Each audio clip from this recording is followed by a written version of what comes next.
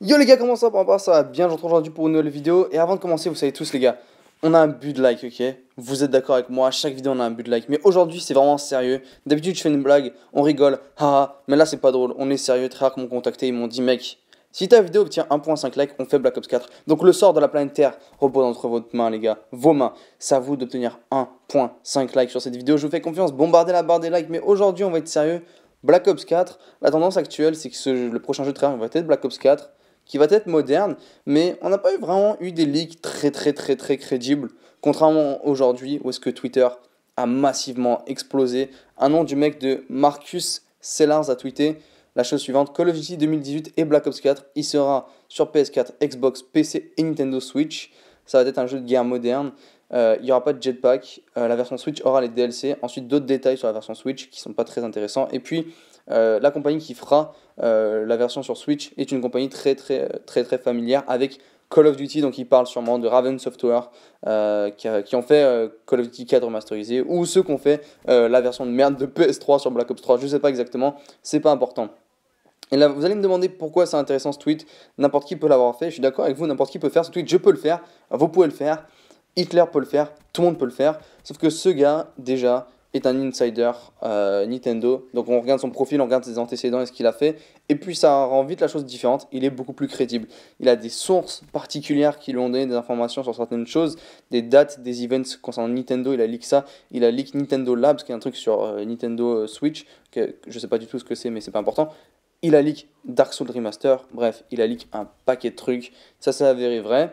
Et donc il est crédible au sein de la communauté, les gens lui font confiance, et c'est la raison pour laquelle on lui fait confiance. L'autre chose aussi qui est intéressante, c'est que le gars, c'est un individu tout seul, parce que d'habitude c'est un groupe de personnes qui nous avaient donné des informations par rapport à Black Ops 4, on a eu Treyarch qui nous avait tweeté certaines choses, mais on a surtout eu par exemple des analystes qui nous avaient tweeté ça. On pouvait pas vraiment être sûr si les analystes étaient vraiment sûrs de leur coup ou pas. Là, c'est un seul mec, on peut vraiment tracer ses antécédents, c'est beaucoup plus facile de voir si c'est vrai ou pas. Et le gars nous confirme que donc c'est un jeu moderne et que ça sera Black Ops 4. Et pour dire la vérité, je suis pas étonné pour ni l'un ni l'autre. Charlie et Intel, eux, ont tweeté que c'est la période des fake news et qu'il y a des trucs faux. Et j'aime bien Charlie Intel. J'étais un des premiers à les suivre à l'époque de Modern Warfare 3. Sauf que pour vous dire la vérité, je pense pas que c'est particulièrement sur ce tweet et je pense qu'ils ont aucune idée si c'est vrai ou si c'est pas vrai. Ils ont préféré rien dire et qu'il y allait avoir d'autres leaks après. Parce qu'en temps général, quand il commence à avoir un gros leak qui explose, il y en a plusieurs autres qui suivent. Donc je pense qu'ils parlaient plus de ça que du tweet en particulier. Et puis pour ceux qui sont pas très communs et familiers avec les leaks, ça commence tout le temps comme ça. À chaque année, les Call of Duty sont leaks par un insider qui vient d'une communauté particulière. Et là, en l'occurrence, c'est un insider qui vient de la communauté Switch, Nintendo Switch. Mais à chaque année, c'est comme ça. C'est un YouTuber, c'est un insider qui a ça. C'est comme ça à chaque année. Donc, je veux dire, ça suit la tradition, j'ai envie de dire. Mais pour vous donner mon avis franc, je pense pas que Black Ops 4 va venir finalement. Je pense qu'ils vont garder Black Ops, mais pas Black Ops 4. Je pense que c'est pas beau en fait comme nom. Je pense juste que ça ferait pas de sens de faire Black Ops 1, Black Ops 2, Black Ops 3 et puis Black Ops 4 qui est entre Black Ops 1 et Black Ops 2. Ça ferait bizarre.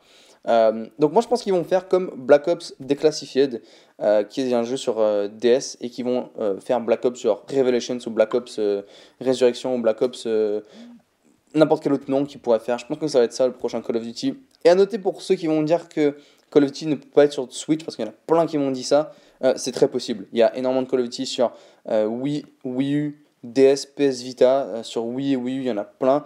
Et puis ils avaient juste abandonné le projet, et puis là j'ai l'impression qu'Activision va le reprendre. Ils avaient dit qu'ils allaient le reprendre à un moment donné, on ne savait pas quand. Là j'ai l'impression que c'est le bon moment. Du coup les gars, j'espère que la vidéo vous aura plu, c'est vraiment tout ce que j'ai pour vous.